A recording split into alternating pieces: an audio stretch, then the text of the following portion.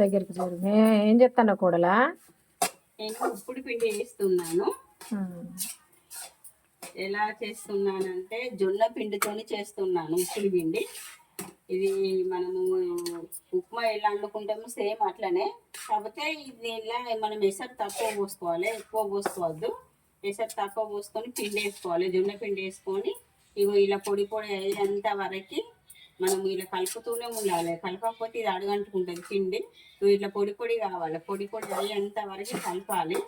అయితే ఇది మనకి హెల్తీ కూడా చాలా మంచిది. ఇప్పుడు ఈ బొంబాయి రవ్వ మనం ఉప్మా వేసుకొని తింటామండి, అది షుగర్ పేషెంట్లకు కానీ బీపీ వాళ్ళకి కానీ హెల్త్ విషయంగా కొంచెం బాగుండదు. ఇది అయిందంటే ప్రతి ఒక్కరు తినచ్చు, హెల్తీ కూడా చాలా మంచిది. రెడీ అయిపోయిందండి మా ఉప్మా. రండి ఫ్రెండ్స్, మీరు కూడా